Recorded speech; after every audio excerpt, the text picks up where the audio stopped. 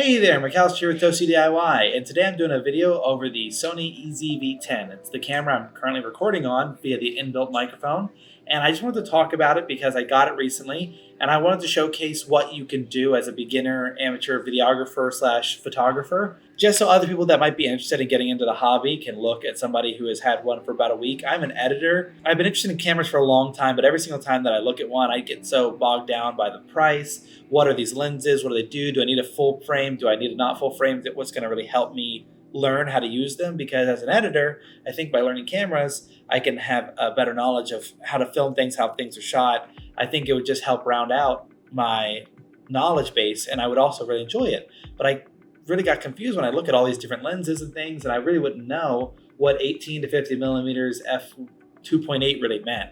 But now I can say, after about a week of having a camera, that is pretty clear what those things mean. It's taught me a lot more owning one than it ever has watching videos about what that stuff means. So it's been very helpful.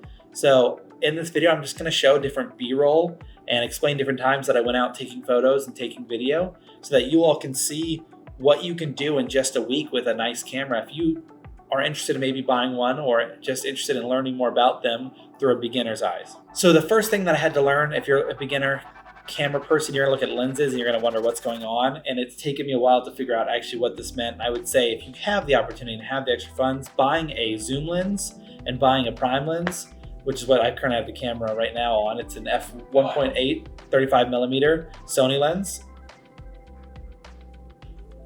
Jackson, I've learned so much more owning one than I ever have trying to watch videos about it. So that is a big plus for me, is that now that I've actually owned one, I can look up videos to solve specific issues instead of looking up videos to learn about things that I know nothing about. It's a lot harder to learn to change a tire if you don't have a car. It may confuse you. What is a lug nut? What are these things? But if you own a car, then you're at least gonna have a level of familiarity that you wouldn't have had before. So I do recommend this route a lot. I really do enjoy this setup. It's all $2,000. I have the video about it that you can go check out on Toasty DIY about the whole setup I bought. I'd really recommend it. So as for the quality of the camera, I mean, I really love it. I think things have turned out great. The day I got it, I was super excited. Hearing that shutter button, close every time that you take a photo is just really cool feeling, in my opinion. It's different than hitting on an iPhone and just getting a silent little vibration or something like that. The first photos I took were in my apartment, so you'll see just a few here. This was auto everything, didn't know anything about what to set to what in order to get a good quality. But the next day I took it out to Great Flood Brewing Company. It's a nearby brewery to me. Have friends that do trivia night, and my friend and I, Sam, took a lot of photos. And so this is a suite of the photos. We tried everything. We even tried low light photography. It turned out bad, but now I had a good basis to go online and look up why is this not working. And I found this guy, Simon Dutremont.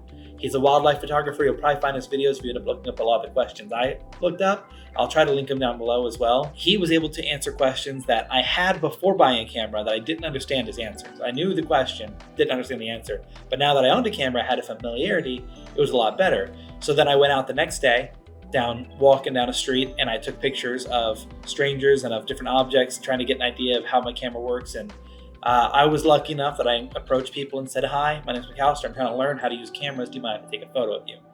And they would say yes. So I got a chance to follow some people around, take some photos, and practice. And I think they turned out quite well. And this is after looking up just a few videos now on how to take photos. And I think I could genuinely take headshots for somebody who just needs some basic ones to get them through maybe their updated LinkedIn, different things like that. Nothing major, but I could definitely take some headshots now. Other than that, I keep the camera around the office when I can, and we've had some sponsors. I've got to take some photos and some video. I've really not done a ton of video with this. This is probably the longest video I've filmed on this camera, and I hope it turns out well. It looked nice. You'll hold Jack to the background. We'll know if he was in focus or not. But I've also taken some slow-mo footage. I'll try to show here on screen of a bespoke post. We got a little coffee maker from them, so I took some video of that because I thought it'd be fun to try it out and see how it works. So overall, this is the quality that you could expect if you're a beginner and you're interested and willing to learn on YouTube videos and other things.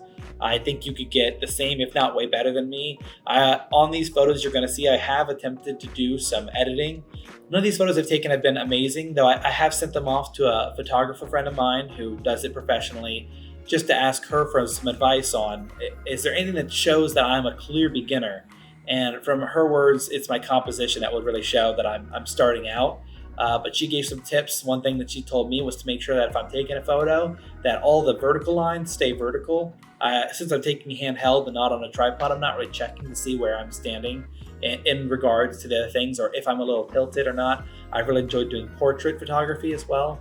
So she just gave me a warning on that. So thank you all for watching. This has really been a checkpoint for me to get to show what I've learned so far, and hopefully get some other people into this hobby. It's very fun. I'm really enjoying it. I can't wait to go on some trips and travel and take this with me. Got Vancouver coming up, Japan next year, and I've got a music festival I'm going to. So I'm really excited to take this with me and catalog some of my journey and really just show other people how easy it is to get into this hobby, and that it's not very difficult. It's just, I would say, kind of an expensive start. But if I could go back, but I don't necessarily need this lens right now. I think I would have been fine with one lens that I could have saved $400. But I truly recommend this camera to anyone who's thinking about it. I'm going to leave a link in the description below. It will probably be an affiliate link, so I'd appreciate it. If you do use it, that'd be awesome. If you have any questions, I'll do my best to help you. But like I said, it'd be beginner to beginner. I would love to look at other people's photos. So if you have a way to share them in the comments, I would love to take a peek. If you end up getting the camera, or if you just start starting out like me, I'd love to have some other like-minded people. So I appreciate you all for watching. I think that's all from me. So like, comment, subscribe, and peace.